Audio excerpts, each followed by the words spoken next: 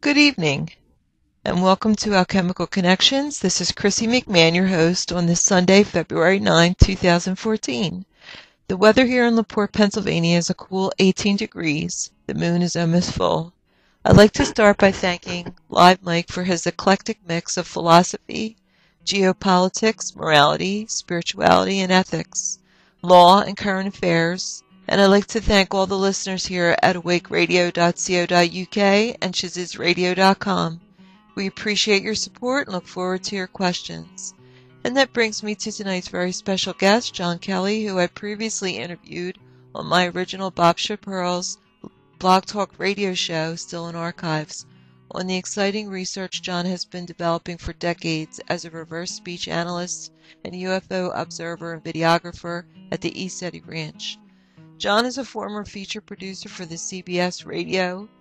With the #1 rated U.S. television experience, Jon Kelly is a professional speech analyst who publicly reported key intelligence pertaining to the Iraq War 2 years before it began.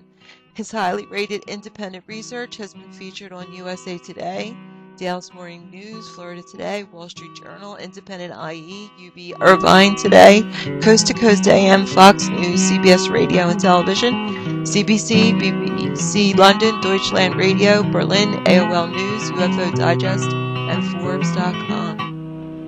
Jon Kelly, are you with us? Hi, Chrissy. It's great to be with you. Well, thank you. Thank you for being here to talk about Edward Snowden and some of the disclosures you found in your research in reverse speech. Well, RT's Abby Martin has said recently that it's the job of a journalist to decipher what it is that the newsmakers are telling us. And so this deciphering work that I've been doing has received a lot of international attention over more than a decade since the turn of the millennium, when I went public with my studies and research. I found Edward Snowden to be a very topical figure and someone who is iconic in terms of issues related to privacy, surveillance, police state culture, the rights of the individual, a lot of constitutional rights that have been enshrined in the United States that are facing challenges on multiple fronts in the era of the Patriot Act. All of these seem to be caught up in the focus around Edward Snowden. Some people vilify him as a traitor, whereas to others he's a hero. And I recognize there's a lot of controversy surrounding him and his claims of having taken from the NSA their most top secret information and distributing that to journalists, including the Guardian newspaper.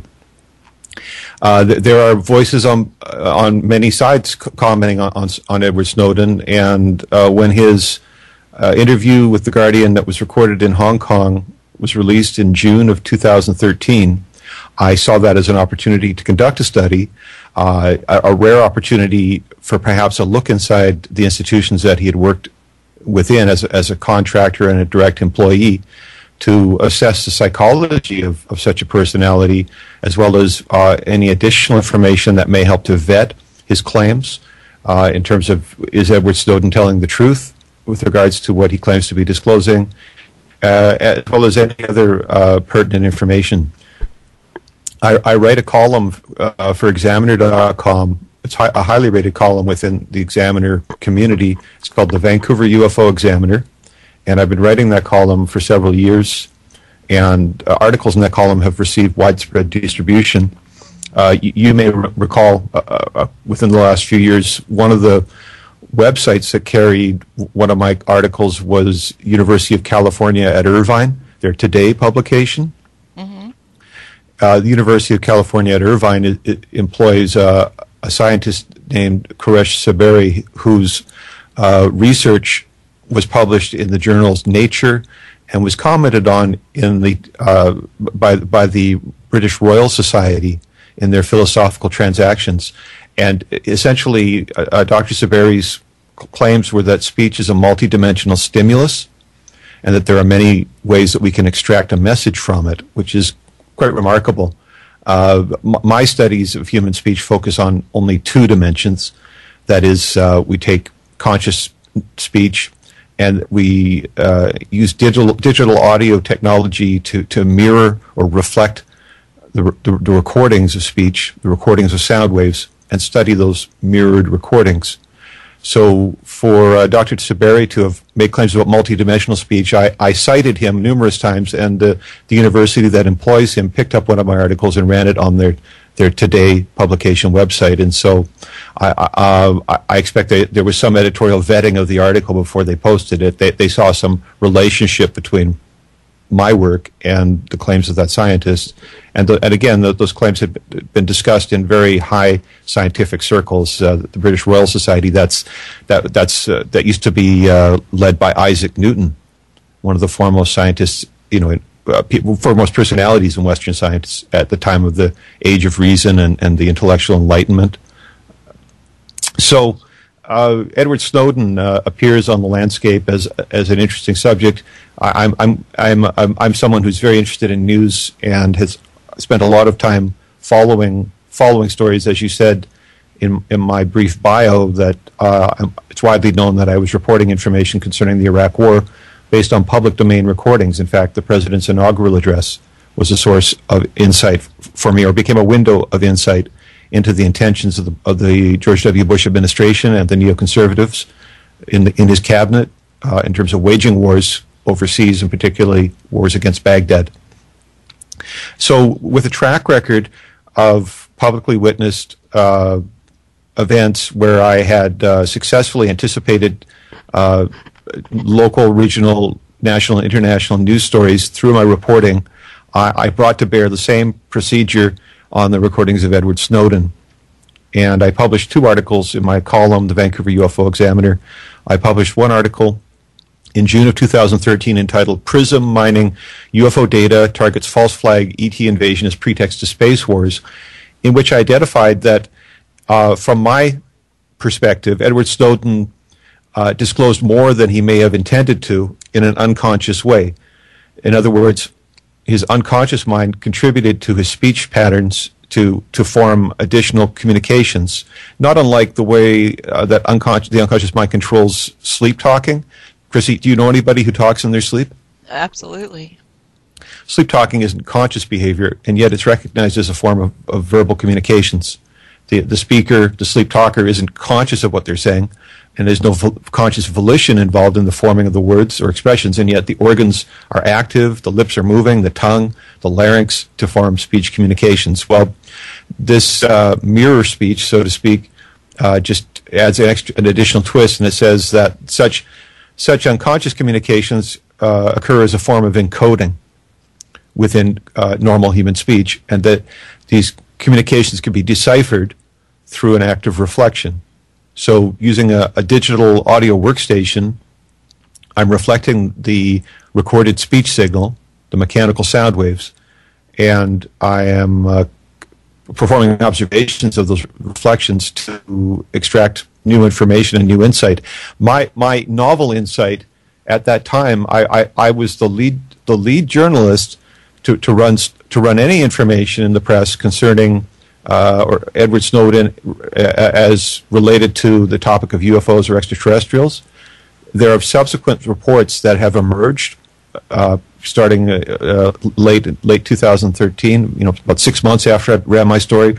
Different reports came up that are unsubstantiated, citing anonymous third-party sources. But my reporting is evidence-based. I actually have tangible audio that can be vetted, measured, evaluated, backing up my claims that I made these observations. You have some audio to share on your side. So, and just before we go to that, the host from the earlier show, Live Mike, he's asking me several questions on the chat. If Edward Snowden is a psyops, if he's just working for the CIA, NSA Special Forces trained agent. And well, we already know that that's true. So maybe you'd like to give your perspective on the information. I've already responded that through my own research, I found that, like Assange, Edward Snowden has not leaked any information so far that hasn't already been disclosed through congressional review and other means. So maybe you can give your perspective on what you think of his character in this disclosure before we go to your amazing information. So go ahead.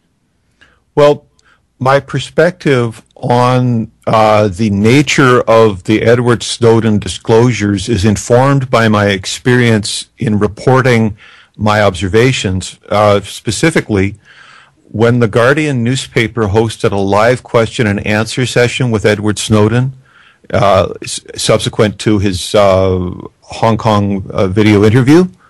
I participated by submitting my question, as did hundreds of other online participants, to the Guardian website. And my question was related to my Google News syndicated article discussing PRISM, UFO data mining, etc., simply requesting comment.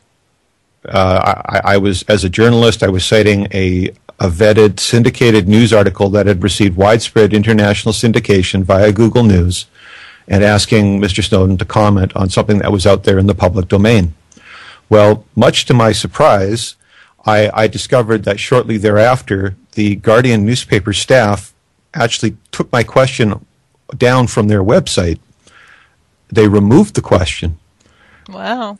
Now, there were hundreds of questions, pages of questions that were posted, and when I went through the transcript of the live Q&A, I noted that they may have only actually brought up 6 to 8 or 10 of the questions. A limited number of questions were actually asked of Mr. Snowden. Out of the hundreds that were submitted, very few were asked, which is reasonable given time constraints.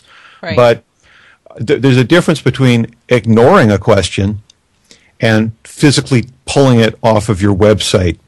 So I contacted the Guardian newspaper's management team, the people responsible for administrating that site, and inquired as to why they were censoring journalistic inquiries. And they responded by claiming that my question was off topic. But I didn't. Well, yeah, go ahead. I'm sorry. I didn't find that credible in light of what I've cited, which is that of the hundreds of questions that were asked, most were simply ignored. But they actually pulled my question off their site. I saw that to be an act of censorship in terms of what's described as prior constraint. Mm-hmm. The concept of prior constraint is widely understood in British law. Even at the time of the forming of the U.S. Constitution, there was written reference to the concept of prior constraint, which is a means of limiting the available information in the marketplace of ideas. In other words, if people can't discuss an issue or a topic or raise a question, it impoverishes discourse, and it's a way of moving towards mass ignorance. And so, through Absolutely. an act of prior restraint, the Guardian was engaged in censorship, which is, again, something. The Guardian is a British newspaper. Prior constraint is understood in the British courts and has had long-standing reference several hundred years. It's also understood in the United States, but I saw that as a clear act of censorship. And so my conclusion, based on that experience, was simply that Edward Snowden was far less like a man on the street, so to speak, or the everyman, or the populist hero, but it was much more like a candidate in a political campaign in terms of the stage management, mm-hmm. whereby questions concerning information that's in the public domain, that's widely syndicated, are being censored from what are ostensibly public interactions with Mr. Snowden, stage managed. That seemed unlikely to me that Edward Snowden was an everyman in that sense, and it seemed much more likely that the entire disclosure process that's proposed, that he's participating in, was something that was stage managed and had characteristics of an operation. So I don't pretend to understand more about that, but I do recognize that respected whistleblowers such as Sibel Edmonds have commented on this in clear and unambiguous terms, raising some of the points that you've identified, whereby Edward Snowden apparently hasn't really come up with anything new. Nothing that he's supposedly revealed is news to anybody. But at the same time, particularly the mainstream press has been milking this story in an ongoing saga, in a long, drawn-out campaign of pseudo-disclosure, so to speak. And people, insiders like Ms. Edmonds, are questioning, what purpose does that really serve? Is this just propaganda for intelligence or top secret America that the Washington Post has described? Is that really, a campaign to indoctrinate people into the culture of the surveillance society, the Big Brother society, or the spy versus spy snitch society that's been fomented since the introduction of the Patriot Act? I think those are reasonable questions. My role as the Vancouver UFO Examiner isn't to directly examine those particular issues that the listener has raised, but rather to attempt to extract from the public statements of Edward Snowden what little information could possibly gleaned, particularly pertaining to UFO and ET contact disclosure and exopolitical disclosure. And that's really been the angle under which I've approached the story. In other words, I have no affiliation with any alphabet agency, police, or intelligence or military. I'm purely an independent outsider, whereas much more seasoned insiders have already ID'd Edward Snowden as some form of operative. I mean, the list goes on. There's somebody in Hawaii who claims that the Edward Snowden pretense that he's this insider operative from Hawaii was based on his life story. Somebody else, other people are coming forward saying that they're the real whistleblowers and that it's ridiculous that Snowden is getting such coverage, stealing the headlines, so to speak. Yes. Whereas there are more worthy candidates to be recognized as whistleblowers who are relegated to the shadows or who are being marginalized.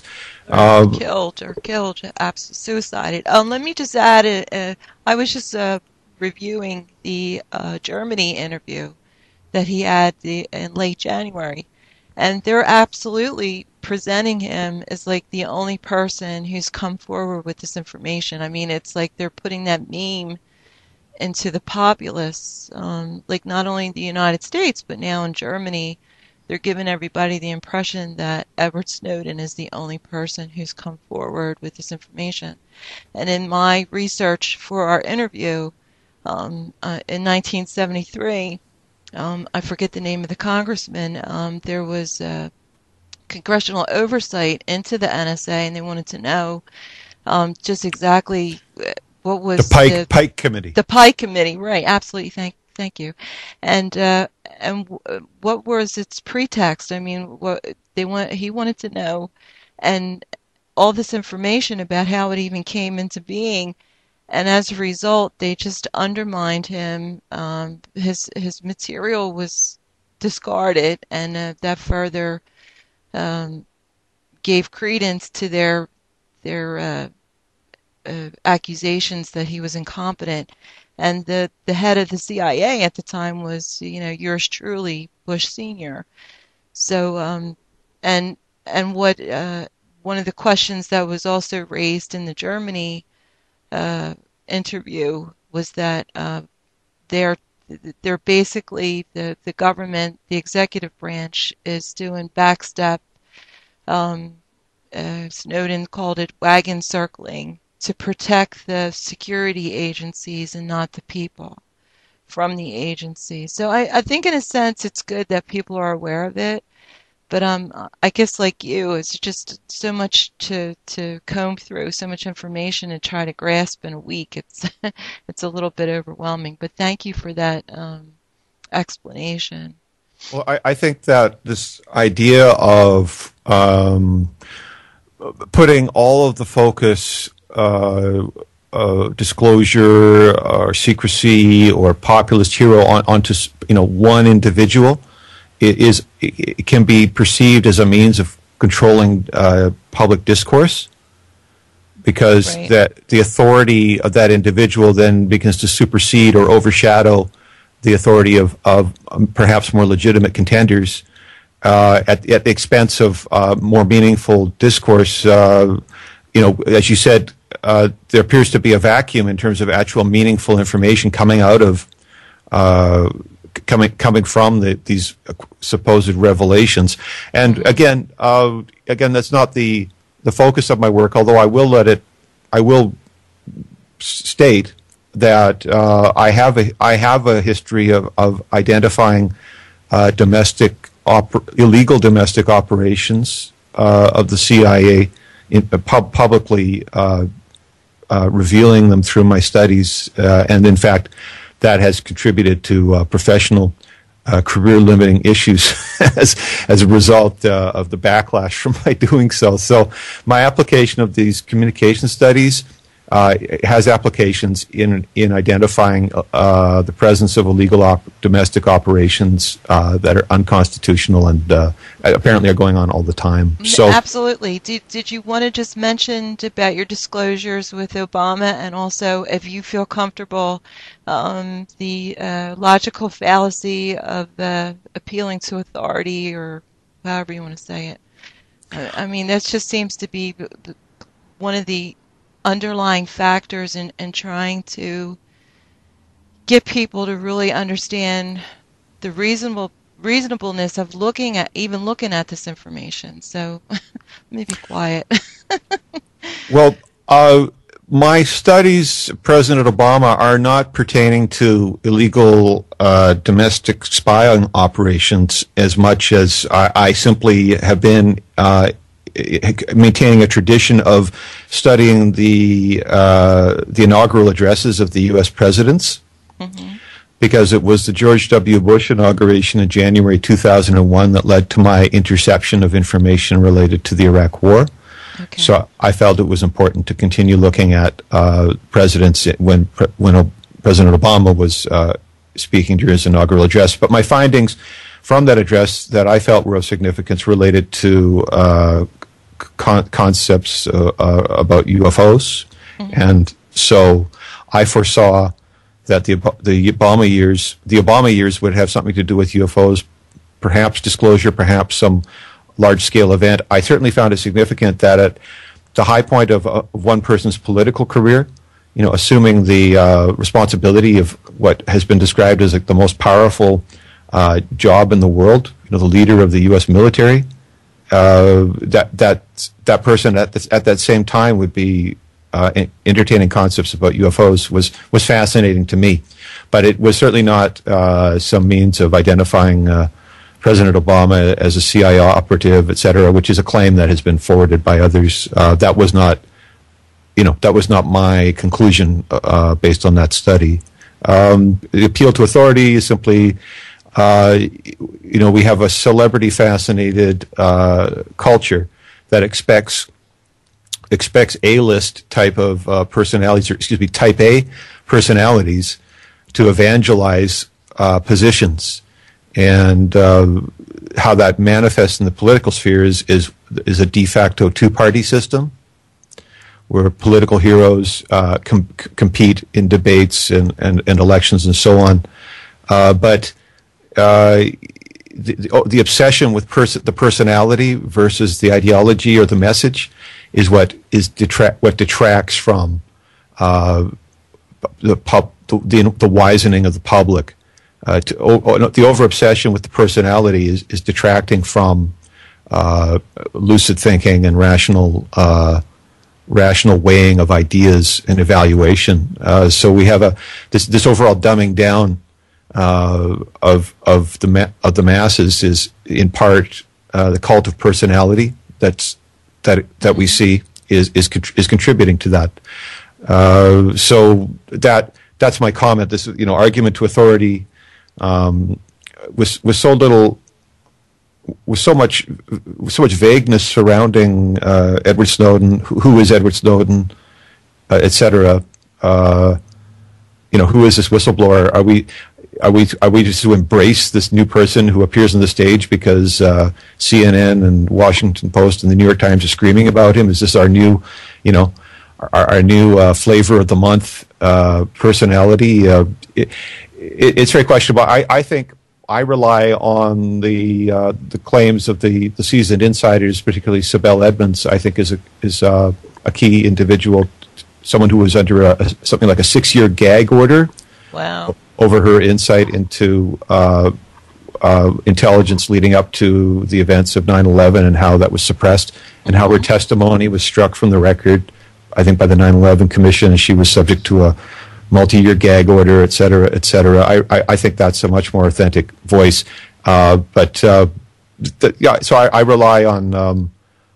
rely perhaps on the insight of others when relating to those questions, not just my own opinions. Right, and I didn't get from her article that she was saying that Edward Snowden was just a psyops, but more or less that he was being presented as the only one who had ever released this information, so that there is a trend to meme Edward Snowden as the poster boy for whatever, the word escapes me, for a disclosure. Yeah, and so I recognize that there's two camps.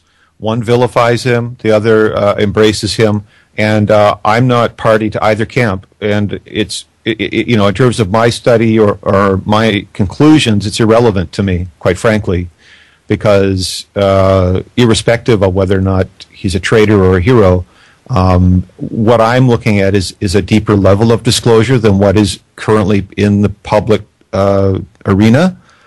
In other words, my conclusions are not part of the mainstream discourse. I've taken a leap over the horizon into what I feel are disclosures that are almost unspeakable for a variety of reasons, and they are pertaining to two specific areas. One is human contact with UFOs and extraterrestrials, and the other is human psychic potential or consciousness potential.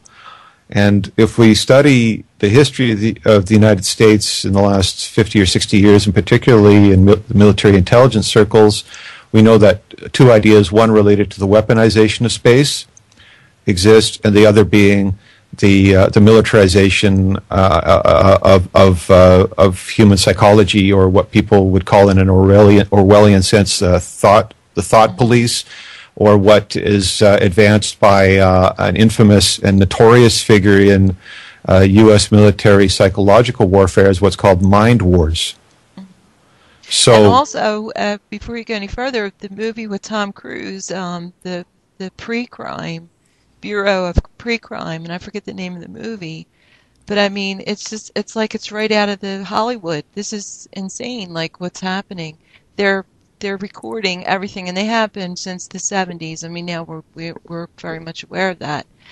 But that is that where we're moving to? And I mean, I could get into consciousness level thought of my perspective of how I think they use these concepts, they use these pictures, these images to try to move their agendas in a direction that they want to. So that's kind of getting off topic, but well, to speak to the points that you've raised, uncontrolled disclosures via non-official persons upset the apple cart of the vested interests who have long-standing programs and investments in Space Wars initiatives and Mind Wars initiatives.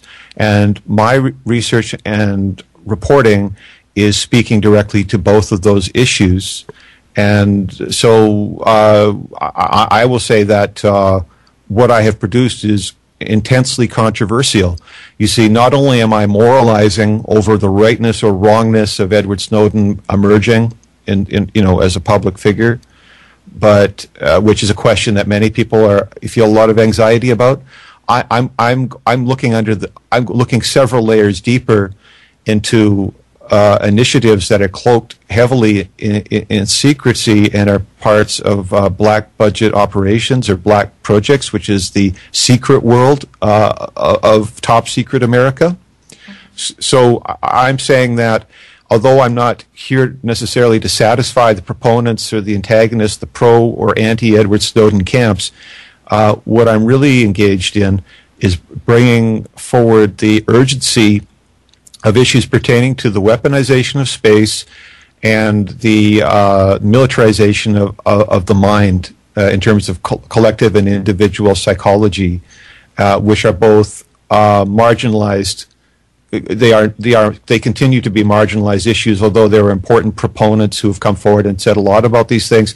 These are not topics that we're seeing every night on the 6 o'clock news. In other words, when a senator was interrupted during an interview with one of the major broadcasters for late-breaking news about Justin Bieber's arrest, oh, cripes, yeah, we recognize that even discourse from thoughtful people concerning the surveillance society is being marginalized. What to say about mind wars against with the state versus the individual, or the potential, as former Canadian National Defense Minister Paul Hellyer has indicated, the potential of starting a war with extraterrestrials due to an obsession with out-of-control Space Wars programs, taking shots at UFOs to foment a war. He's concerned enough about that to speak about it. These are issues that are not they're not getting enough focus in the public arena. But I am very certain that there are massive black budget investments and multi-generation careers within Top Secret America tied into those initiatives.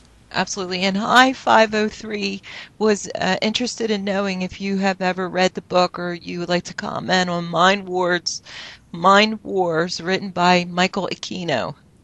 Well, that is the individual who I'm citing as an intensely notorious and infamous individual. Absolutely. And this is, from my perspective, examining the history, the published history pertaining to that individual, is that the shield of national security is being used as a cover for not only professional misconduct, but apparently for criminal conduct as well. And particularly in Michael Aquino's case, there are substantial allegations of child sexual abuse. Yes. And that were never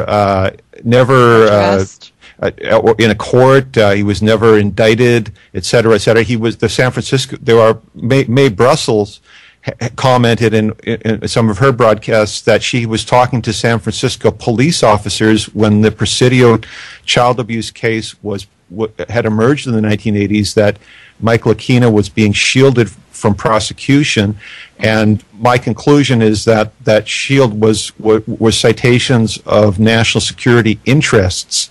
But this is where the Top Secret America becomes a playground for professional misconduct and criminal misconduct, and that is the great cost of sustaining a society or a culture of secrecy at the expense of every other human value. And so this is part of the quandary that we see ourselves in. My surface analysis of these Satan-worshipping churches that have gained recognition even within the U.S. military, and right, were portrayed as religious minorities during the 1980s in what history revisionists cite as a moral panic, comparable to a witch hunt against religious minorities of the time. Quite frankly, my conclusion, based on just a brief analysis, is that those supposed religions are really fronts for military intelligence psychological operations, not unlike Jonestown under Jim Jones was also a front, whereby there are many deaths in the mass suicide, so to speak, or what is described as a mass suicide, by ingesting Kool-Aid, which is another meme in our culture, drinking the Kool-Aid, right, when we reference cult-like behavior. Well, there are substantial reports that a lot of people were shot in the back trying to get away from that place. Yes. And there were there were too many gunmen to have just been one shooter. It's more like there were military operatives encircling the camp, and that the whole thing was an operation from start to finish. That's why there was a dead senator connected to that. Someone went to investigate. So I'm throwing back to the listener that claiming a shield of religious minority status is really a front for ongoing psychological warfare operations. And Mike Lucchino has written in his book, from my review of the notes, that such operations must be conducted against the domestic United States population by its own military. So here's an advocate for domestic operations against the military, anti-constitutional, it's un-American. When we look at post-1980s ritual murder events like Waco, we can see the coloration of those events in the reports which are available online. There's a Waco museum online that shows the photographs of the corpses of the people inside the encampment that were stacked up inside one of the concrete buildings. In other words, the crime scene was heavily manipulated and the bodies were moved and mutilated at the scene. Right. In other words, there were indications of ritual murder associated with the culture of the death of those people. And I suggest, based on a cursory examination, that this is symptomatic of leadership initiatives whereby ritual murder practices under the guise of satanic religious worship are influencing the conduct of operatives. The military operations are being turned into satanic free-for-alls and left-handed occult practices. So I would say that is incredibly disturbing. And just to sort of summarize, Michael Aquino is implicated in the Boys Town abuses of the 1980s. He's implicated in the Johnny Gosch disappearance, who emerged as a fake journalist, apparently Jeff Gannon, in the early part of the millennium, someone who was in the White House press room at the briefings, is alleged by the mother of the missing boy to be her son, turned into some sort of operative. Michael Aquino is implicated in that. Michael Aquino is implicated, I believe, in Iran-Contra and many other forms of nefarious activity and malfeasance. And this is an individual who still enjoys freedom to speak and publish and protection as a religious minority, etc. But I say, based on my cursory examination, that that this is even occurring is symptomatic of the defective philosophy guiding a security and secrecy obsessed society. This is the cost that people are paying for endorsing and supporting a society that is actively involved in molesting children at airports. I mean, this is the price that we're paying: is that we've got individuals walking free, running roughshod over the public, with no recourse to the judiciary. This is a symptom of a malaise in our society. So, I hope that's responsive to that listener's inquiry. Yeah, I think that's brilliant. And I'm really grateful for you to have brought up all those different connections to the meme of mind wars and how it's played out in this one aspect with child pedophilia and the satanic cult of the cult of Set, or I'm not sure what you call it, the Temple of Set, and my last guest was Douglas Dietrich, who actually was working in the military alongside Michael Aquino. I don't know how you feel about him, but his explosive information has been mind-boggling, and I think it's helped to explain in clearer terms just how diabolical this dark underworld that exists within our government, within the military, and it's not just within the United States. I think they're globally, these countries are connected on this darker, deeper level. And so I think we're getting closer to that. Yeah, go ahead. So as a Canadian, I live in a country and in a province where mass killings Serial murders have been cited, Robert Olson, Robert Pickton, but the federal police are implicated in the murders of First Nations prostitutes, Native Canadian prostitutes, and the Queen of England is implicated in the deaths of Native Canadian children. So we never had a revolution or pseudo-revolution here. We're still the Queen is still the head of state in Canada, but aligned with what you said, we're on the direct receiving end of that type of a culture, that type of negative and destructive culture. It's happening here. There's still people disappearing. There's ritual murder associated with the Picton killings, and I interviewed attorney Alfred Lambermont Weber and posted that to my YouTube channel concerning the disclosures that I identified in the voice of Robert Pickton pertaining to ritual murder, identifying, in other words, that he was not a lone killer, but there was a conspiracy of death, and that he was just another figurehead of. And so, just as Lee Harvey Oswald was identified as the lone gunman, by dispensing with him, it's a means of closing the book on public discourse, whereas there's a lot of meaningful questions that are not being addressed, and it's the same here. So this is certainly not a vilification of U.S. society, but it's rather speaking truth to the condition that Western societies face. United Kingdom, United States, Canada, Australia, all of us by circumstances find ourselves caught up in this, and it's really the responsibility of people with a conscience to act on that conscience and to reestablish a foundation of morality in the face of rampant corruption and criminality. Absolutely. At the highest levels. Absolutely. And with that said, now we can go into what you would like to talk about tonight, and that would be Edward Snowden's connection. Well, not his connection, but the connection through your research to UFOs and how that applies to our future and our present. So my conclusions pertaining to the Edward Snowden disclosures, this is the live interviews, the on-camera interviews. I see Edward Snowden accessing Alphabet Agency UFO and ET contact information and communicating about it in an involuntary way. And so we have a series of clips that I would like us to review together. And the first one is the UFO clip.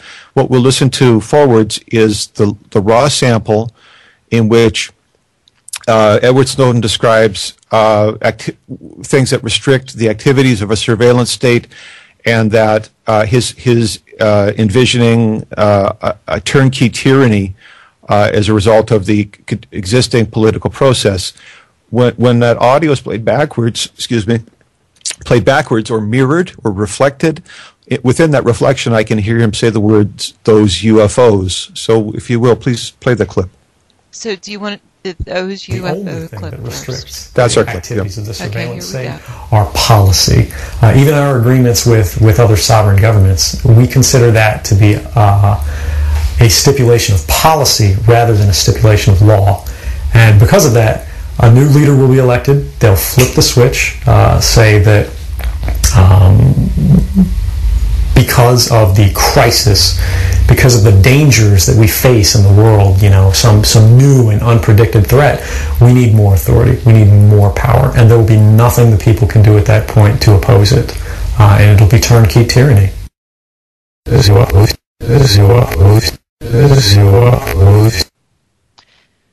Yeah, that's really clear. Now, from my side, Chrissy, just as a quick note, I hope the listeners could hear that. It didn't come through in my feed. Okay. You couldn't hear it? I didn't hear it. Does the chat room indicate that they could hear it? Let me ask. Did they hear it? Did anyone? We can play it again. As long as it's going out to the audience, that's fine. Yeah, I don't have my audio on because it gives the feedback to my voice, and it's an awful sensation. Well, I'll assume that they heard it unless one of them indicates otherwise for us. But this was my first glimpse at what I perceive to be an alternative line of inquiry into the testimony of Edward Snowden. In other words, he wasn't talking consciously about UFOs, but it appeared to me that his unconscious was volunteering information as if this was a subtext to his journey of discovery or insight. If, in fact, Edward Snowden was, as he claimed, in a position in the IT departments in these institutions to have oversight and access to the files on everyone's computers, Forbes.com and other publications have stated point blank that he had access to the NSA's most secret files. Now, a couple of seasoned veteran military intelligence people in my discussions on Facebook with the different communities have commented on my claim that Edward Snowden could have access to that information. One gentleman said that the encoding or the encryption or the designation for UFO and ET related data is different or has special designation in their file keeping system, and stated that it would not be possible for Edward Snowden to be privy to that from his position in IT. Mm-hmm. But I say that at the same time, Forbes.com is saying unambiguously the most secret files. They're not citing any exceptions. So while there are different voices from veteran people from inside of intelligence organizations who have opinions and are sharing them about these questions, I say this is still a worthy line of inquiry, that it's possible, from my estimation, that he has something to say about this. And here I say this was an early glimpse into this topic. And so... Right. And let me tell you that they did hear it. And also, what does Forbes have to do with the disclosure, since I thought it was the New York Times and the Guardian and another source that was in another country were the recipients of Snowden's, what he stole, the archives. Well, to clarify, everybody who's anybody in journalism has written an opinion about Edward Snowden. Right, absolutely. So I'm simply citing that a well-established publication has a staff writer who has written. I cited him. I don't have the reference handy, but I have cited that. Andy Greenberg, I believe, is the writer's name. Okay, I can look that up. Has cited, and I think in one of the threads I shared with you that I threw out that link. It shows that the editorial staff at these well-established publications are green-lighting such remarks, or they would never make it into print. There's a sense, a feeling that Edward Snowden had unlimited access to everything. So I'm saying on that pretense that it's possible that he had access to these even most secret files. That's what they're saying. Most secret. I mean, what's more secret than most secret? Is that? I mean, is that enough to clarify that my feeling about that? Oh yeah, no. I just wanted to ask that for clarity, because I know that Forbes wasn't one of the magazines or one of the resources that were involved in the disclosure of the information. So that's why that was the only reason why I asked. And in case you didn't hear me, the podcast was heard all the way to the UK, I believe. So everybody can hear them. I suggest that I could find citations from authors within the publications that you're referring to saying the same thing. There's consensus, in other words, in the editorial community that Edward Snowden had access to the most secret files, and I'm simply offering Forbes as an example, being a long-standing established publication, an establishment publication. Yeah, and we can also argue that that's further evidence that they're supporting the meme that Snowden is the only one who has this authority, and he's the one who's exposing the NSA and everything that the United States is doing to compromise these other governments. So exactly, Snowden is being portrayed as our ultimate insider, acting on behalf of the public. And you can't have it both ways, He can't be the ultimate of ultimate insiders, except he didn't know certain things. Right. You can't have it both ways. So if I may be, it may be rhetorical on my part to leverage that position, but it's a widely recognized editorial position that he had the most secret files. Right. All right. So what does this mean? What does this really mean? From my perspective, if Snowden is authentically, who he claims to be at a minimum, which is that he was an employee of the CIA and a contractor for the NSA, that there are perceptions amongst the staff, the people working inside of those organizations related to ETs and UFO contact, or UFO and ET contact information. It's within the culture of those organizations that the water cooler dialogues may include references to that. That's not something that's part of the culture or the public face of those organizations. We have seen some sharing of paperwork from the CIA and I believe the NSA as well. In other words, there have been some files released, but it's not considered to be part of the everyday operations. It's certainly not portrayed that way. If we see UFOs in the news, on the 6 o'clock news, it's not because the NSA or the CIA told us so. It's because somebody with a cell phone, looked up and made a recording on a man on the street, so to speak, or a woman in a community who's a participant. It's not official disclosure. It's non-official personalities. So here I am as a non-official individual, advancing a process of disclosure and publishing and engaging in public debate and dialogue about it. And I'm saying that this is provocative on a number of fronts because there are deep vested interests in maintaining the culture of secrecy around initiatives, black project initiatives focused on contact, and Snowden's being shrouded in alphabet agency glamour as former CIA and former NSA is bringing the memes. I'm disturbing the meme production line by introducing these concepts into the public perceptions of Edward Snowden and what his discourse or dialogue or testimony may reveal. I said earlier that there's stage management of the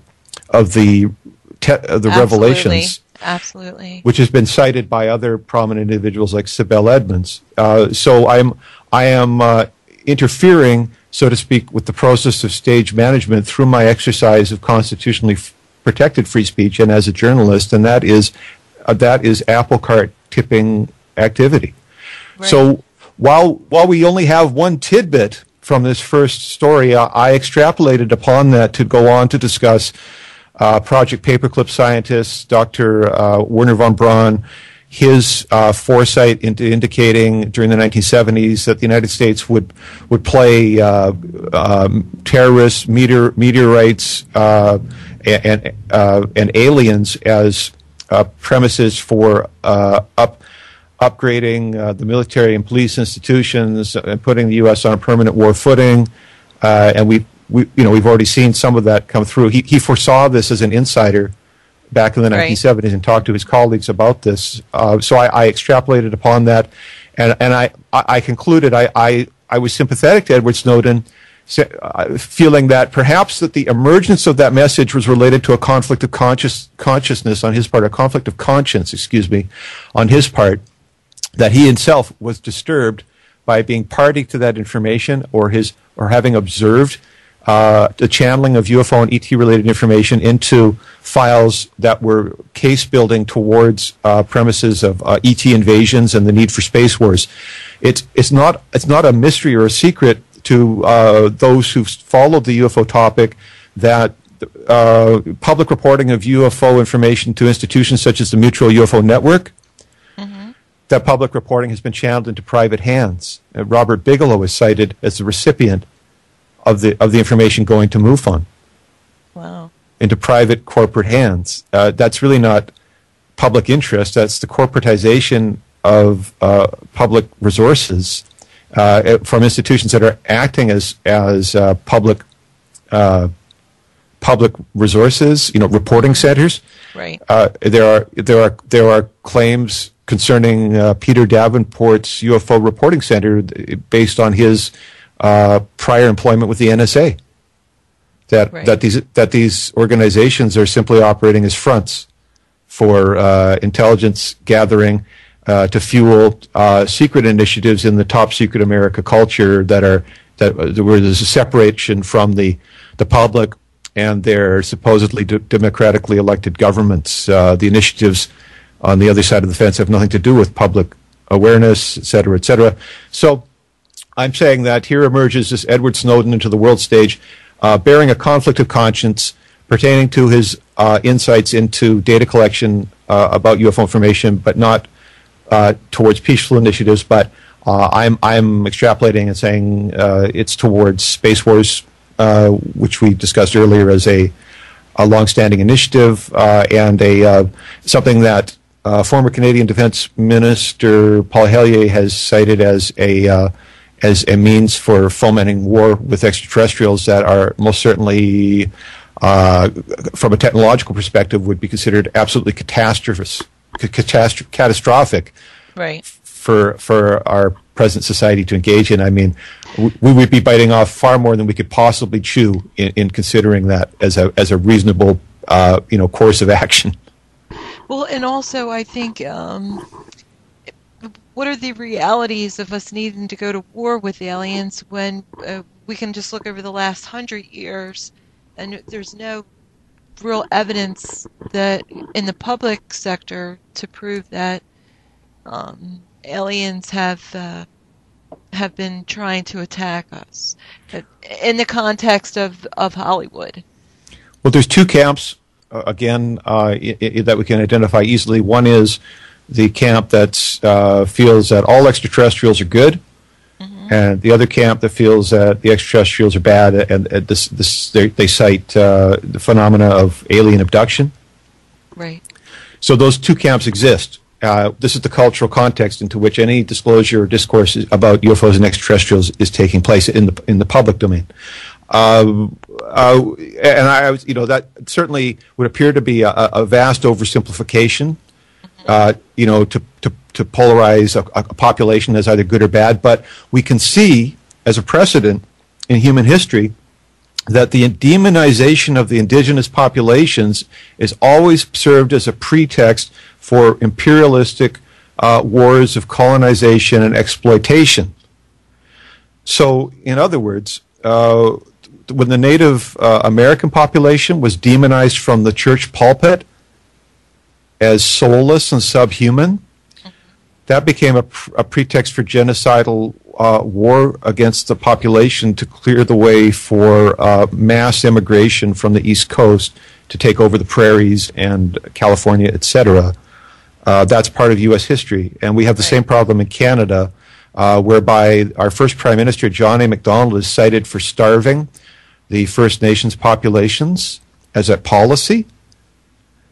Starvation as a policy. I mean, it's vile. We have a host, Lisa Lale, and her husband Al, who are in Canada. They're in Nova Scotia, and they do excellent research on First Nations. And we have a lot of activists from Canada that come on our show, and you can check out our resources. But we've been made very much aware of, and Kevin Arnett, what he's exposed.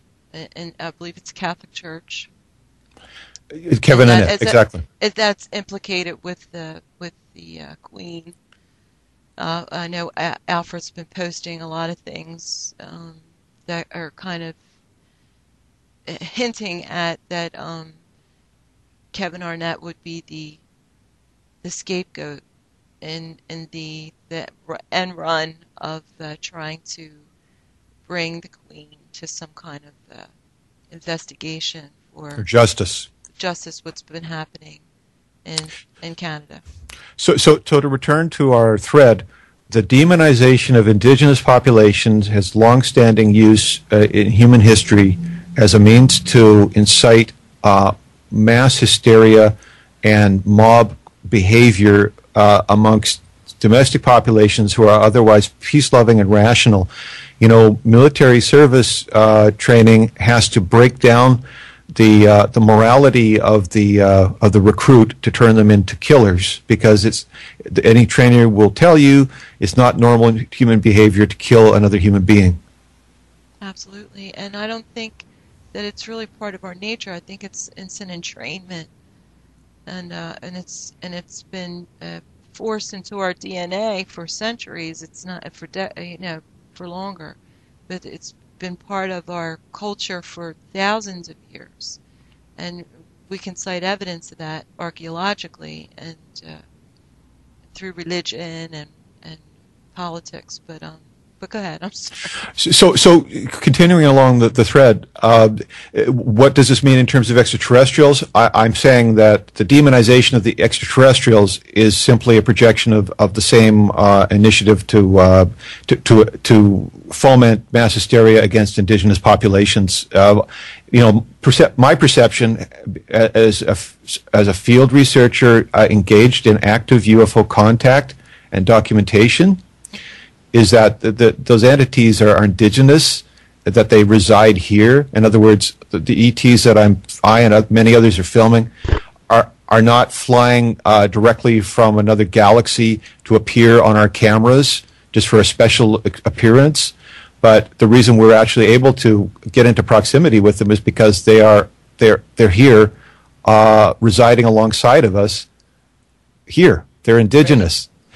So that is the perception I bring. So to clarify, in the rhetorical world, there are two very strongly defined positions. One, with regards to the nature of the extraterrestrials, one is that they're all good, 100% guaranteed, and the other is that they're evil and they want to eat us or something like that. And I say if we translate it into human populations, we know that neither one of those definitions really applies to human populations. Human populations are neither entirely evil nor entirely benevolent. It's a bell curve, and that is what we really need to bring to the table, I think, when we approach questions about the nature of extraterrestrial life that we may be encountering or have already encountered, is that the morality or the moral scale, their position on the moral scale or the moral compass is somewhere on a bell curve of conduct, behavior, and ideology, and that is what we should anticipate. So I don't enshrine the extraterrestrials as some saintly, religious beings, or some beings that we should be venerating in some religious way. I'm not Absolutely advocating for a UFO cult, so to speak, but at the same time, I am not intimidated by propaganda that demonizes the extraterrestrials in any way whatsoever. I interviewed a prominent case, a person involved in a prominent case, apparently involving abduction in British Columbia, and that person's case was brought to television in the United States through one of the many television shows that attempts to portray contact issues in modern culture that we see on Discovery or other major broadcasters. And from the portrayal that was offered on television, I do live research in the region where these events were supposed to be taking place, up in the British Columbia interior. I have access to facilities up there. We do live contact events on a regular basis that we film.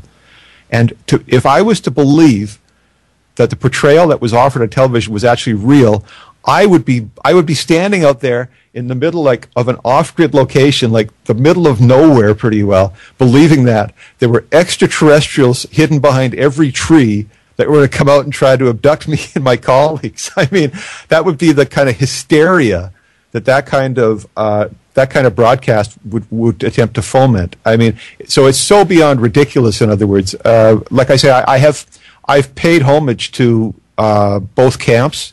I've given voice to both positions to avoid perceptions that I am biased or marginalizing the voices of people who may have been traumatized for different reasons that I may not understand. But I would suggest that at the same time, there are dangers there are dangers of extreme positions, adopting or embracing extreme positions, and I hold that people who say that, who make claims that, things we see on Facebook like Dr. Greer is the way. When people say things like that, when they intone incantations that invite perceptions of cult-like psychology, Right, absolutely. I find that to be highly questionable and in fact socially dangerous. So I don't embrace either position, but at the same time, it should be noted that I'm not an armchair critic of the UFO community. I'm an active participant and contributor, and I'm actually a documented contact person in terms of video documentation and heavy rosters of witnesses who've accompanied me. So this is the voice of somebody who's actually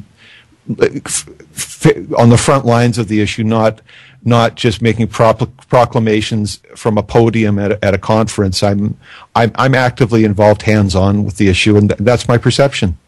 Absolutely, and your knowledge base, besides the experience that you've amassed through this research and your studies, is phenomenal, and that's why this is so important, that as you're disclosing this information, this is not just because you think, well, I can hear that he's saying UFO or alien, so this is important.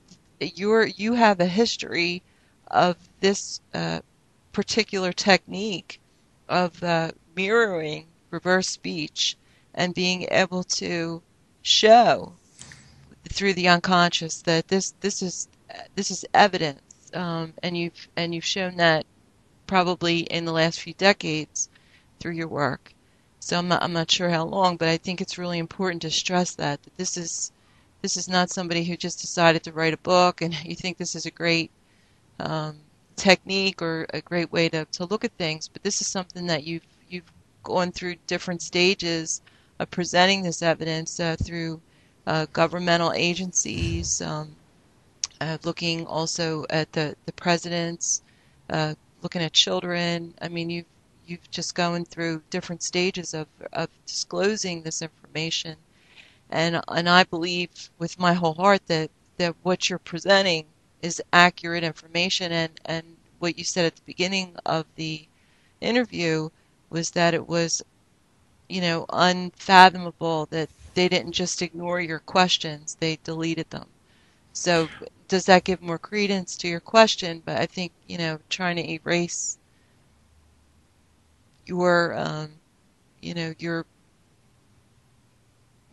I'm losing words, but the work that you've done and giving credence even to the fact that this is professionalism. This is at the most highest scientific level that you could do in this sort of research, and you've been very specific in keeping this to what you're doing here, what you're showing us, the information you're presenting. Well, in the course of presenting my work to the public over many years, and since the late 1990s, as you've indicated, I've had the opportunity to engage in debate and to hear the arguments from skeptics and critics. And one of the foremost arguments that's still voiced today is that observations conducted through the use of mirrors must be entirely psychological in nature, or people only hear what they want to hear. But I find that the precedent within science informs us otherwise. For example, Isaac Newton, who I referenced earlier, is famed for his development of the reflector telescope, whereby he claimed that he was observing the phases of Venus and the moons of Jupiter. Now, he was using a telescope, but the objective was a mirror, and it was made out of metal. At that time, it's an alloy or a mixture of different metals called a speculum metal, a speculum meaning mirror in Latin. And it's reported that mirror only possessed 66% reflectivity.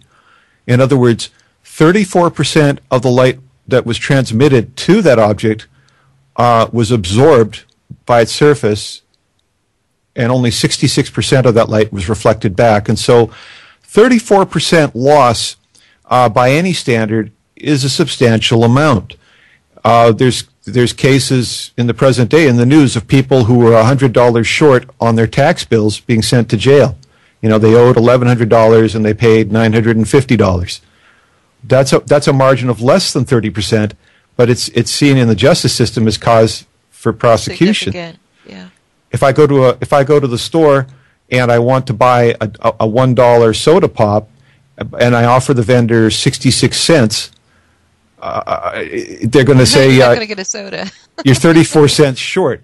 So it doesn't take a professional scientist to understand that a 34% margin is substantial. And yet, at the same time, those people who would say to Isaac Newton, "Well, my goodness, you know, here you are with this mirror, and it's only 66% reflective," and making these assertions about phenomena out there in the heavens, how can we be so sure that this is not simply psychological in nature? Mm-hmm. You know, Mr. Newton, you must certainly be hallucinating if this is your methodology that you propose. And yet, we know the fact is that more than 300 years later, Newton's claims pertaining to the phases of Venus, in that it eclipses and occults and waxes and wanes just like our moon does, mm-hmm. those are accepted as a fact. And that Jupiter has moons, it's also accepted as a fact. But the methodology was the indirect observation of electromagnetic waves via a mirror. And so let's wind the clock up to the present day, more than 300 years later, where we have digital technology, and I'm using digital recordings and digital filtering, which is the digital mirror that I'm using is lossless. There is 100% reflectivity of the signal. There is no signal loss through the use of the mirror filter in my application. The performance of my procedure is 34% better than Isaac Newton's. Mm-hmm. So if people are prepared to accept Isaac Newton's claims about seeing the reflections of Venus and Jupiter in a mirror, then I think it's time for us to begin to consider that observation, indirect observation through reflection, is a means to study other types of electromagnetic waveforms, including digital audio recordings, which is what this study that we're presenting tonight is based upon. This isn't psychological in nature at all. This is as valid as the phases of Venus and the moons of Jupiter. Mm-hmm. Very well said. Well, with that in mind, let's proceed. Let's wind up the clock to late January 2014, and my most recent article, my follow-up article, where I had the opportunity once again to evaluate the testimony of Edward Snowden, and mysteriously enough, in our stage-managed disclosure, as we've identified, his interview with North German television broadcaster NDR was actually very difficult for people in North America to access. There's claims that the interview has been torn down. I have it. I have a copy of it. As you say, and mindful people such as yourself have found ways to archive that material, but there are claims, if we look around the internet or people talking about this issue on Facebook, that they can't access or have had trouble accessing, or the hosting websites where it used to reside, you can no longer get it. So it's not easy. It's not easy. Trust me. It's not easy. I went directly to the NDR website, I think the day of or within a couple of days of the broadcast, and was able to access the video soundtrack and the transcript at the same time, and that was my source. And so in this further study, this live audio from Edward Snowden, I hoped to either refute or validate my earlier claim. I hope to find messages that would either expand upon this concept that Edward Snowden had proximity to UFO and ET data, or somehow refute that, and that that story would fizzle out, and that would be the end of it. As it turned out, I was able to find more evidence, and quite frankly, the quality of the evidence was superior in terms of volume and presentation. It was superior to that initial finding. What this said to me was that my compass had pointed in the right direction. That indication that I had anticipated earlier had come to greater fruition, and that Edward Snowden had more to say about the UFO extraterrestrial issues. So with that in mind, if we could roll up one of the clips, the first clip I'd like to look at, the message, just rolling this up here, knows an alien. This is a two-part message that we'll hear, and while you're getting that rolling that up. Ready. So we'll hear him speaking forwards about how every country in the world has the data of their citizens. Their citizens' data is held by the NSA, millions and millions of data connections, et cetera, et cetera. And I heard two messages that are isolated in those statements. The first one says knows an alien, and the second one says variable alien. We leave with it. So if we could please play that audio. Has the data of their citizens in the NSA. Millions and millions and millions of data connections from Germans going about their daily lives, talking on their cell phones, sending SMS messages, visiting websites, buying things online. All of this ends up at the NSA. And it's reasonable to suspect that the BND may be aware of it in some capacity. Now, whether or not they actively provide the information, I should not say.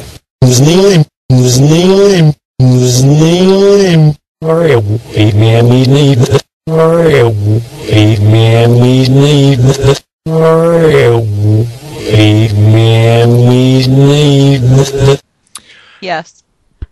So I'm beginning to now hear other language. First, I'm identifying terms related to UFOs, but now I'm hearing the word alien. And people who have followed my work, particularly my studies of the testimonies of the UFO contactees, the well-known individuals such as Betty Hill, during their discussions of their incidents, there are many, many recordings of these personalities that I've drawn on. Their language is rife with these terms. They reference UFOs, they reference saucers, they reference aliens. From my desk, Edward Snowden is talking like someone who's had proximity to that knowledge or information. I'm hearing the word alien. It's very interesting, and I'm saying, well, this is a lead that's worth following. There's more to it. Let's go to our next clip just to get these on the air, which states, "First I prove." And here we'll listen to Edward Snowden talking about secret servers in German telecommunications providers. And when I listen to the reflection of that, I hear him say the words, "First I prove the alien heard our memory." Okay, here we go. The kind of things that they're discussing there are two things. They're talking about filtering of ingest, which means when the NSA puts a secret server in a German telecommunications provider, or they hack a German router and they divert the traffic in a manner that lets them search through things, they're saying, if I see what I think is a German talking to another German, I'll drop it. But how do you know?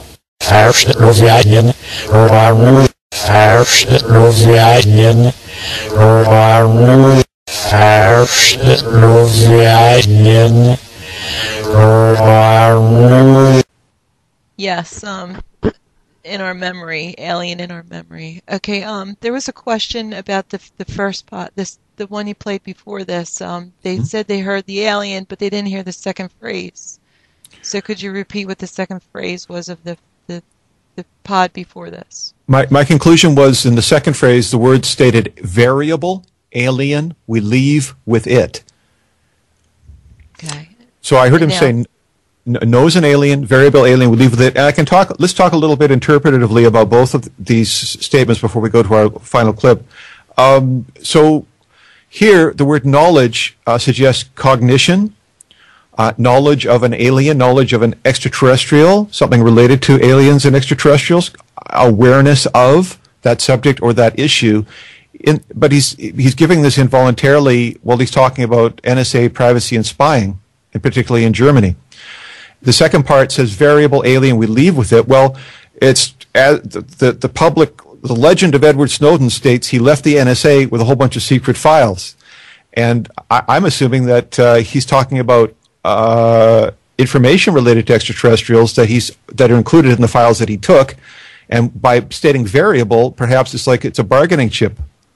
That is something that is a card that he intends to play later, or somebody intends to play it. I mean, if you believe the New World Order perspective on ET Space Wars, that Dr. Werner von Braun said that the ET Space Wars would be a card that the military-industrial complex would play on the public to foment mass hysteria and a police state and illegal war.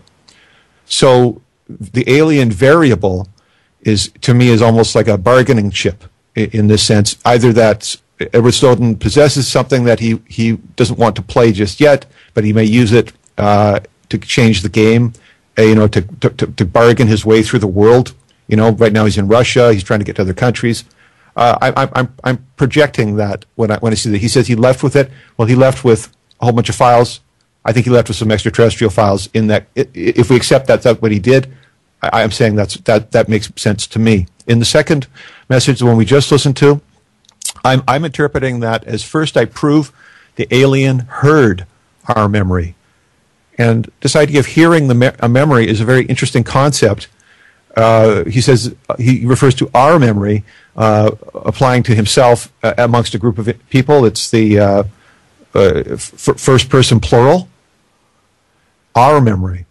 So for someone to hear our memory, an outside party, to hear our memory is strongly suggestive of telepathy or clairaudience. You see? Yeah. And this is why I described this story in reference to the psychic ETs, because apparently Edward Snowden feels that some people were being eavesdropped upon by extraterrestrials, and it was a form of eavesdropping that was accessing the contents of their consciousness. It wasn't the contents of their telephone calls, their emails, their Twitter accounts, or their Skype communications. Mm-hmm. It was the contents of their consciousness. Memory resides within consciousness. And so this is profound. When we think about what I had referred to earlier as the black project initiatives focused on mind wars against human psychology, the psychic warrior, the psychic assassin, the cultivation of psychic assassins through the torture and psychological destruction of children, through conditioning, multi-personality disorder, MK Ultra. All of those initiatives, those deeply entrenched initiatives in the society, well-funded and multi-generationally staffed. Here we have non-official, uncontrolled disclosure about psychic extraterrestrials. There's profound implications to that related to individual autonomy and freedom for members of our society, in that we can anticipate that if extraterrestrials are talking to humans who aren't members of the government through psychic and telepathic means, that there is a sharing of information that is uncensored and uncontrolled by the government occurring. If the government is engaged in dialogues or cultural liaisons with extraterrestrial populations, and at the same time those extraterrestrial populations are going around the back of the government and engaging directly with the members of the public, there's perceptions of a loss of control in that situation. Right. So this is why I say this is apple cart upsetting topic. We could also indicate that it's possible that the reason why they're going to such great lengths to collect all this information is because they want to have that ability to be omnipresent and to have the information for whatever their purposes are. We can only speculate that it's something diabolical. I love that word, but this paranoia and obsession with control, from a psychological perspective, relates to concepts of a lack of personal self-control. Mm-hmm. That in the absence of any self-restraint, we attempt to restrain everybody else, right, as a projection of our own insecurity. But to go back to this point about the extraterrestrials bypassing official channels and going direct to the population is, I would suspect, extremely disturbing to the vested interests who are trying to thought police the population and B, psychic warrior the population, like spy on the population via remote viewing and other means. Now they've got these extraterrestrials who are like ostensibly from more advanced civilization, bypassing the government and going straight to the public. I mean, that could be perceived as a means of destabilizing the society in terms of why do we need a government if we can go straight to the extraterrestrials for the advanced knowledge, you know? Right. That's a good point, because I was looking at it the other way, that the reason why they're doing all this with HARP and with the NSA and everything is to try to create in a mechanical sense those abilities that they're lacking. So, yeah. I like the way you're looking at it. Yeah. But so what you're sharing, to elaborate on that, is that there are indications that HARP is part of the Mind Wars scenario being used to broadcast unconscious brainwashing to people in their sleep, for example, which is an explanation for why so many people who are in activist populations will report dreams about being in private meetings with President George W. Bush, and George W. is such a family guy and such a great buddy, and everyone's on such great terms. You see, because it's perceived that that's a form of instrumental brainwashing, and it's related to HARP, and this is reported widely in the activist community. Such phenomena taking place in their sleep. It's dream warfare is a term that's used to describe that. Absolutely, absolutely. Yeah, there's so many issues that we can touch on, but we only have like half an hour left, so we can go more into the ET, a UFO phenomenon if you'd like to. I'd like conclude. I'd like to wind up the third clip that we have yet to play, and so this I felt is even a deeper level of disclosure. All of these tidbits of information to me are a roadmap to a deeper understanding of what potentially is in the files at the NSA or at the CIA related to the nature of the extraterrestrials and the human extraterrestrial dynamic. So consciously, Edward Snowden here discusses the potential that the NSA isn't collecting information on the German citizens within Germany, but maybe doing it at the border as soon as they exit the country.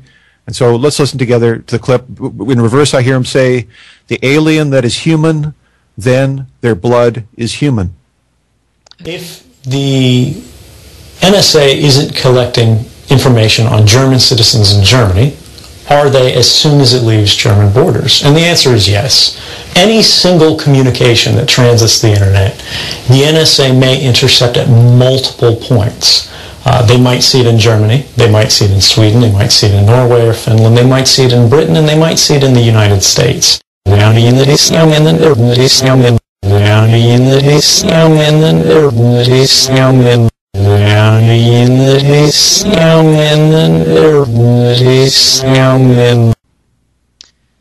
Okay, I have to admit that I didn't hear that as clear as I did the other three. All right.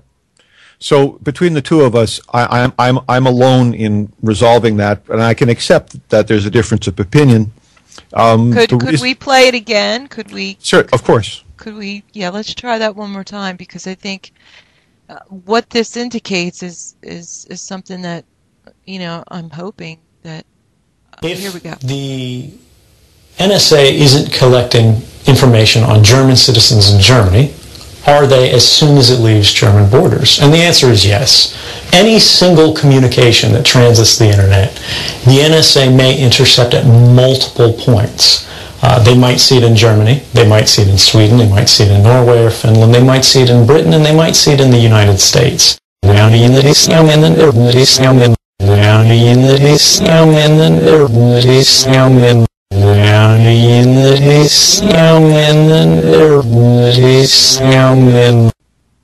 Okay, I did hear the alien is human, and the word blood wasn't as clear. Mm-hmm. But I'm sure if I listened to it, it seemed like it was eliminated. Like I didn't even hear anything. That word was omitted. It sounded like. What I'd like to share with you is my perspective on what your testimony tells me. The most important thing that your testimony tells me right now is that in spite of whatever powers of persuasion people might attribute to me, that I make all these bold claims about my experience in broadcasting and journalism and analysis and UFO contact, in spite of whatever I may try to do to persuade you or convince you, it's apparent to me that, in fact, I am unable to make you hear anything. Right. I can't make you hear what I want you to hear, if that is what I want you to hear. In fact, I'm really not attached to the outcome of our exercise, in the sense of, like, I can accept that there's a difference of perspective, but I think more importantly, for critics who might say, well, John, you're just hypnotizing people. That's why they're hearing this stuff, is because you told them what to hear. But here is Chrissy, and Chrissy, you're my supporter. I mean, you're inviting me to be a guest on your show. You're shouting my virtues from the rooftops. Absolutely. But I still can't make you hear things, and that should be an important indication to the critics that I have no power to make people hear anything. Right, and it's important. That last pod was important because your assertion that they're not extraterrestrial but terrestrial aliens, that they're coming right from our planet, and so this pod of all of them would give more credence to your assertion that that's been your perspective. That's what you've been able to observe in the work that you've been accumulating over the last decade or so, however long you've been researching this. Well, so, to clarify, while I state or claim that I'm hearing the word human, I am not saying it's not as important to me that that's an indication. I had said earlier that they're indigenous, that they're here, but that they're, for me, the key point about this is simply that they're like us. right. They have human blood. They bleed red like we do. They are more like us. Although we describe them as aliens, at least in the grammar, the vocabulary of the Snowden messages, they're described as alien, which implies that they're different. The statement that their blood is human is profound, in that these extraterrestrials, who would ostensibly be so different from us. I mean, mainstream science talks about extremomorphs, which are like spirulina that live in the Antarctic Ocean. In extreme temperatures. Yep. And it's projected that this is what astrobiologists are going to find on other planets, is alien spirulinas. And the difference between a human being and a spirulina is kind of profound.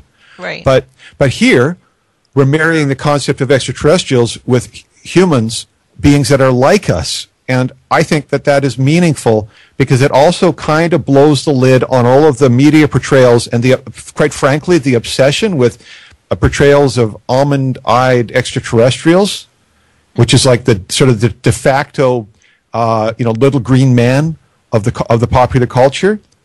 That doesn't look like a human, right. Whereas here, definitively, from my desk, from my position as an observer, Snowden states unconsciously that the blood is human. It not only implies that he's had access to medical files, ostensibly obtained during crash recovery or autopsies on victims of crash recoveries, or people who are otherwise brought into medical environments for examination.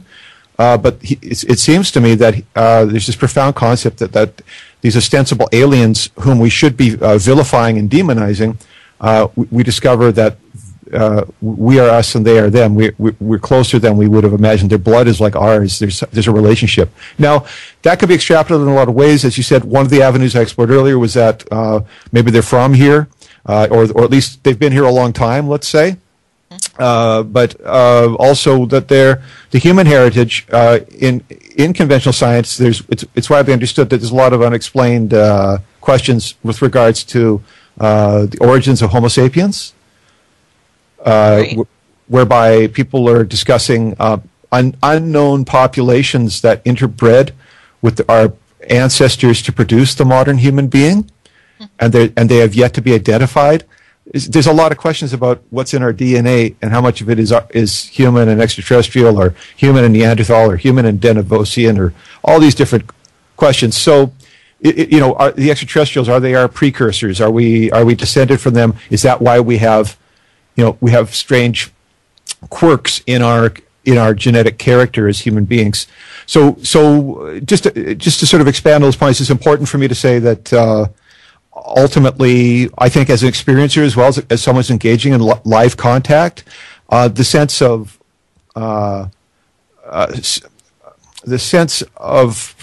closeness or identification with these entities is something that's strong and profound, and it characterizes my contact experiences, which are certainly not as vibrant or intensely illustrated as the testimonies of very famous contactees. But one of the takeaways I've had from engaging in those experiences is that it's possible for people, the humans and the people operating the UFOs, to be on the same page and to have a shared space, to have a sense of identification.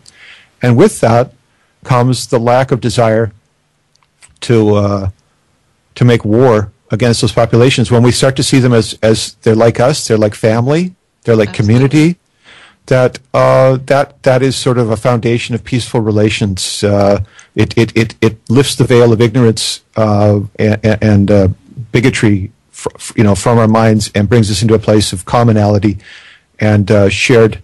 That our struggles on the ground are shared with. They're sharing in our struggles, if only psychically or spiritually. That collectively we're part of a larger struggle.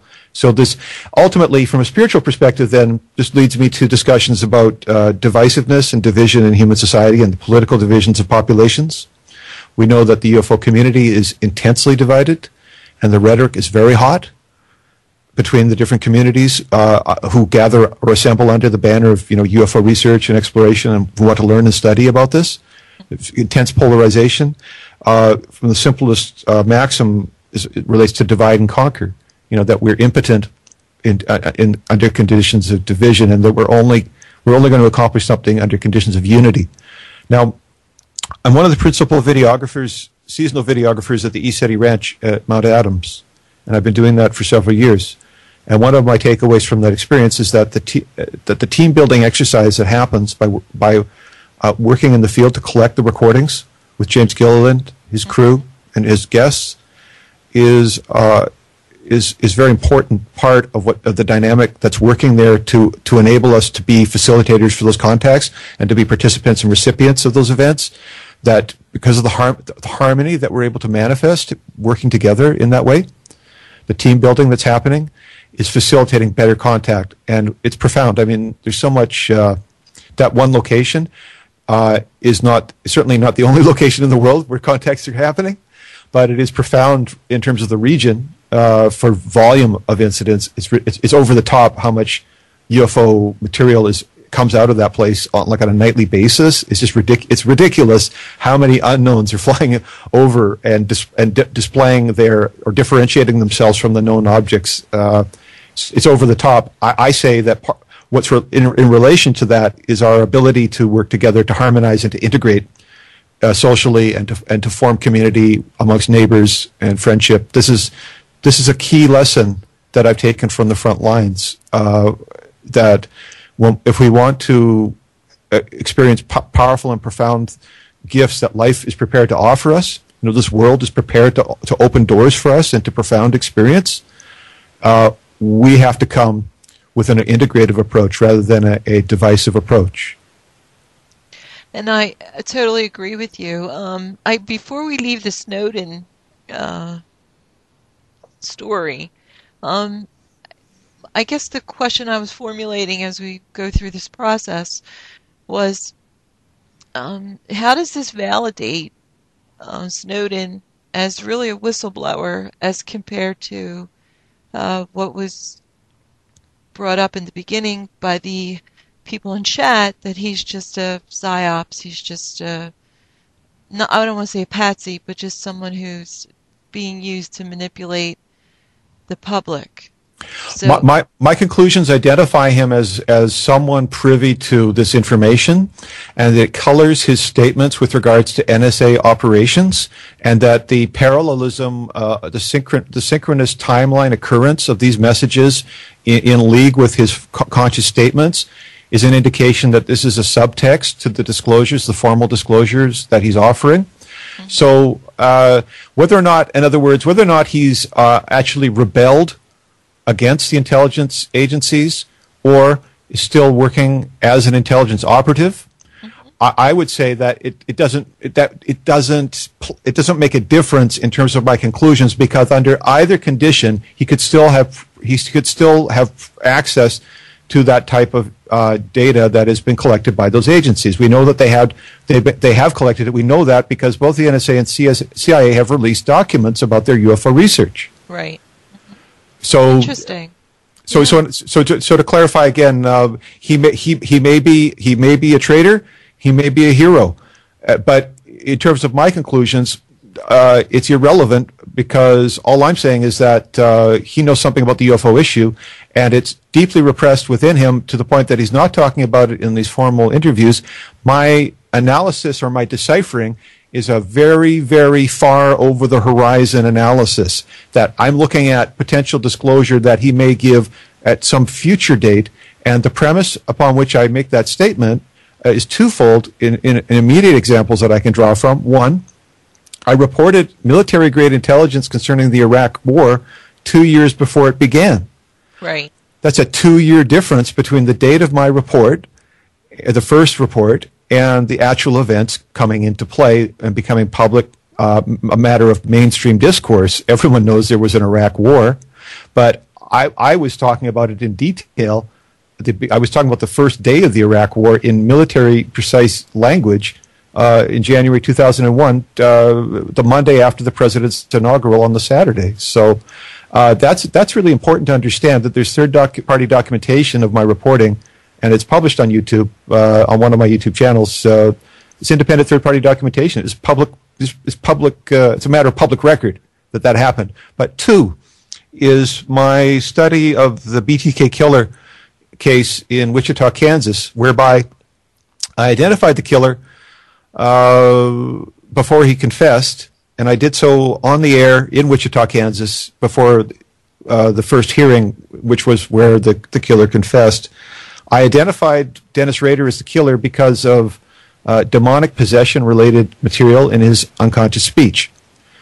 And this paralleled the letters of the known killer that had been written to the press and the police in Wichita in the 1970s, that had been vetted by police as authentic letters from the real killer because they contained factual details about the crime scenes that had not been released to the public. So police investigators will withhold information so that when people make fraudulent claims or fraudulent confessions, they can vet those confessions versus the known facts. But these letters contained the known facts, and so the police said this is the authentic letter, and those letters stated that the killer in those letters said he was possessed. But what happened subsequent to my report, which I was the first and only person to bring Dennis Rader and demonic possession into the same sentence, and I did it in the hometown where the case was heard.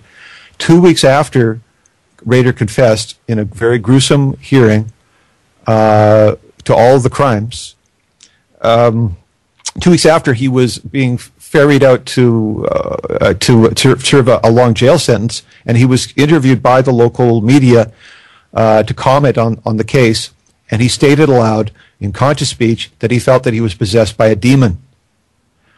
So I went in with a report concerning Dennis Rader's demons, and 2 weeks later he volunteered that independently.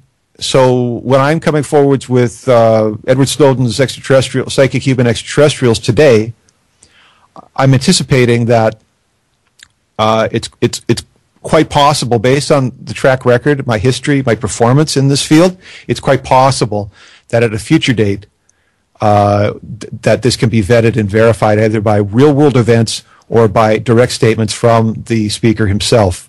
That's the premise upon which I'm making these assertions.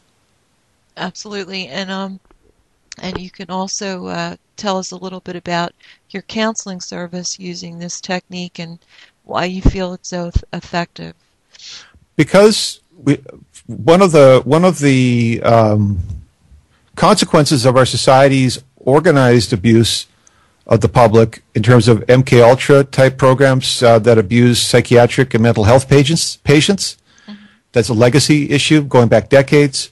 is also the sexual abuse of children and the culture of denial that surrounds such abuse, meaning that the victims have suffered in silence, either due to church suppression in the Catholic Church as one well-recognized institution that has harbored those pedophiles, but to the government suppression, as in the case of Michael Aquino, where it has been widely reported over decades his involvement with multiple cases, including Boys Town, including Johnny Gosch, the Presidio, that a shield of national security has been used to protect the pedophiles.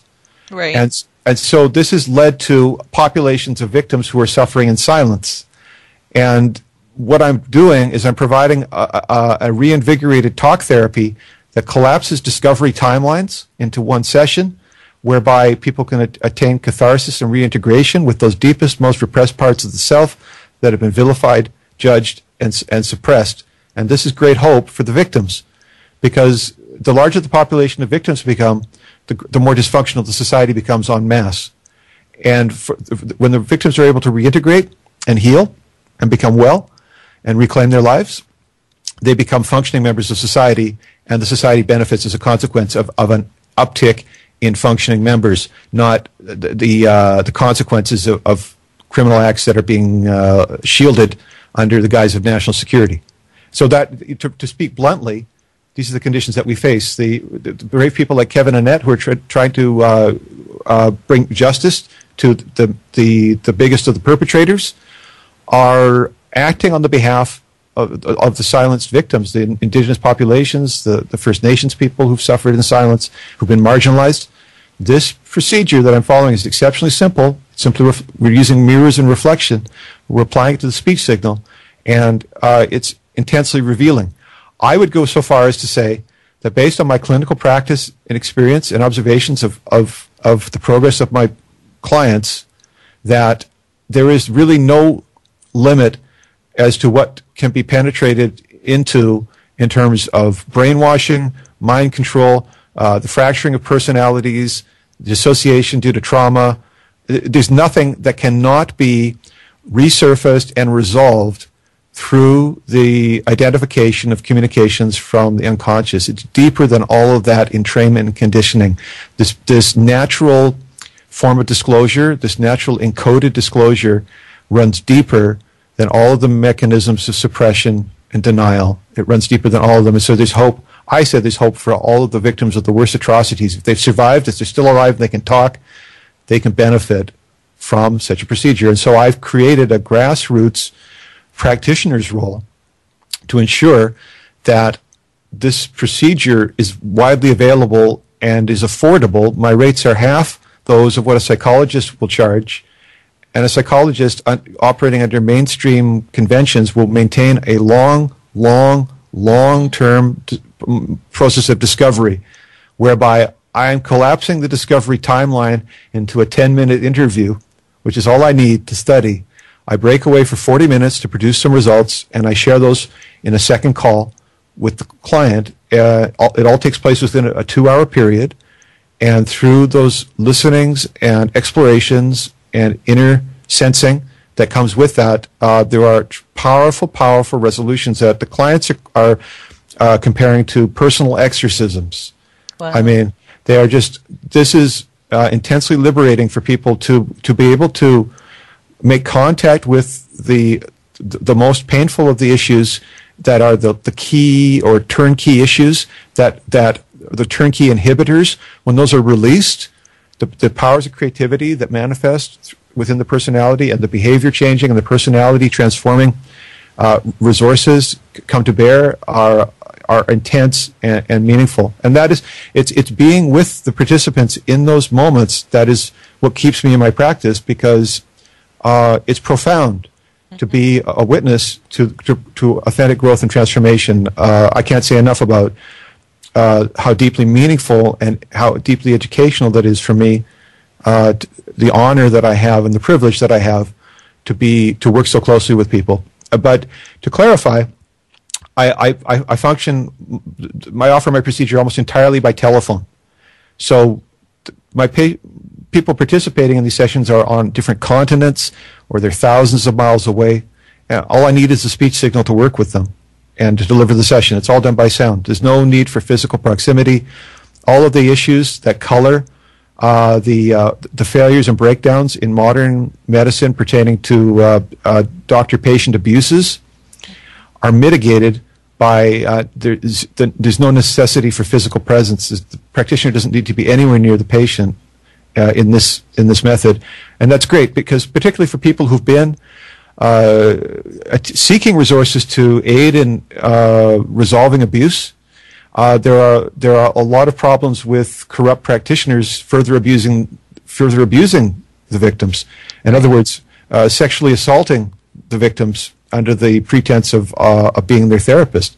That's a serious problem that exists in conventional therapy, particularly for the victims of sexual abuse.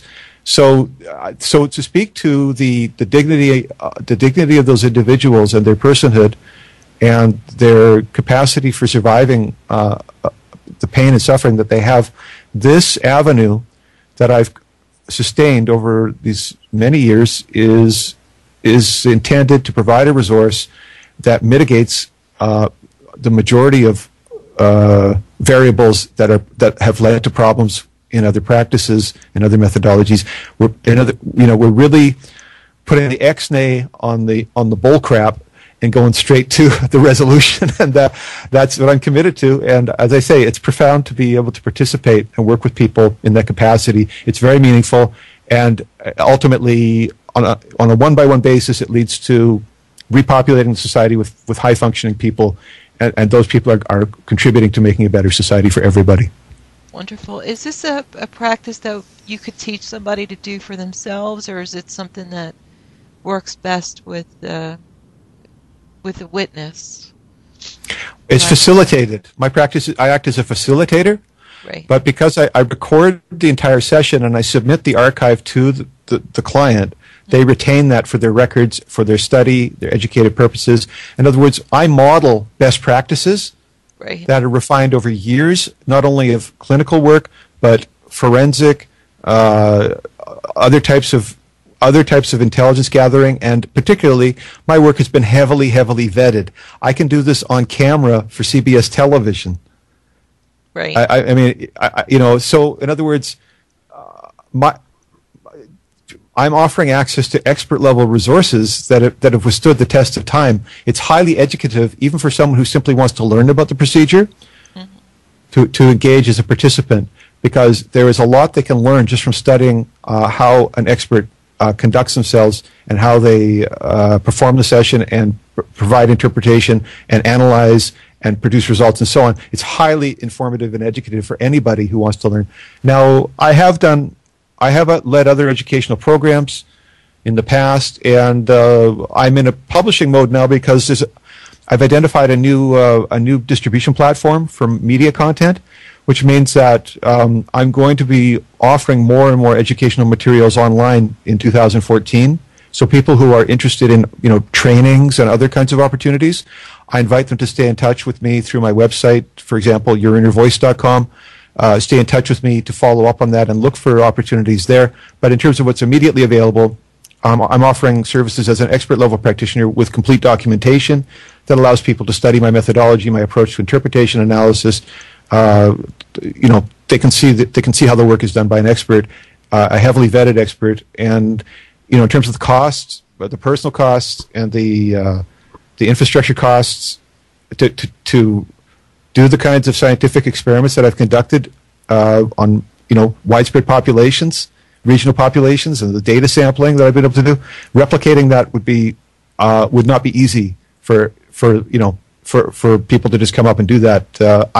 I survived years of this and years of struggles related to establishing my practice and sustaining it.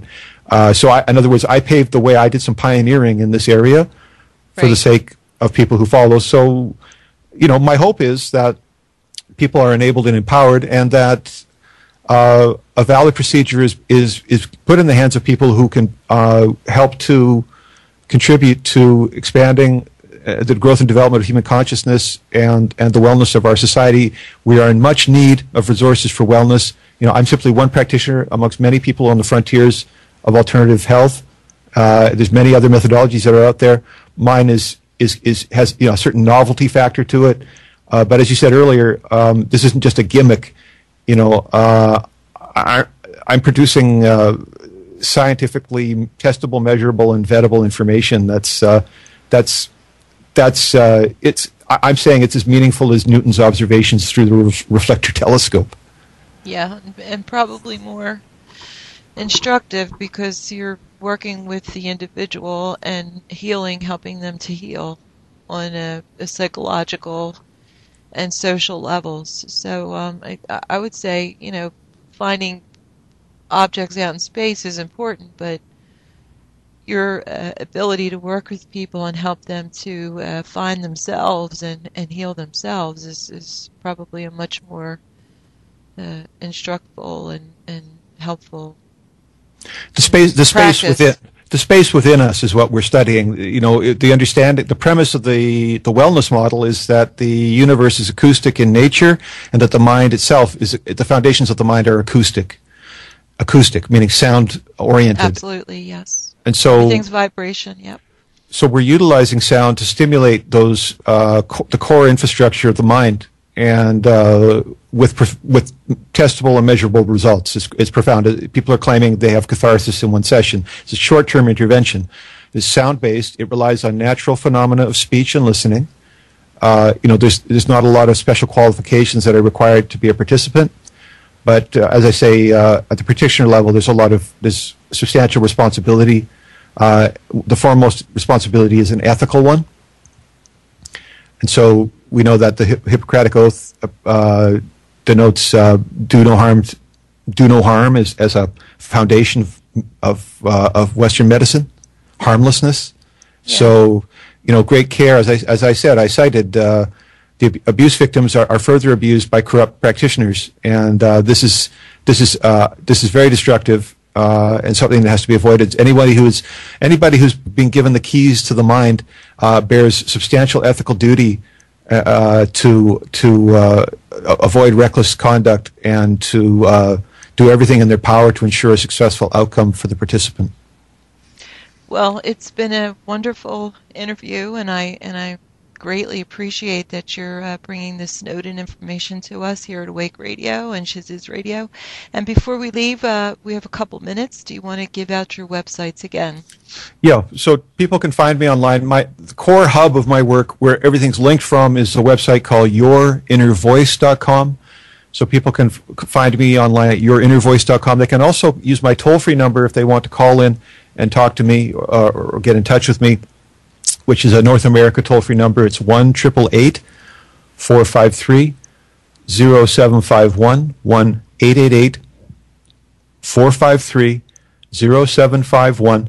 There had been reports of problems with the system or greeting message there. There's no charge for the call or for leaving a message. To clarify that, if you do get some anomalous greeting that indicates there's some kind of charge, please ignore that. It's more important that people reach out, if they feel inspired to reach out and make contact. Yourinnervoice.com.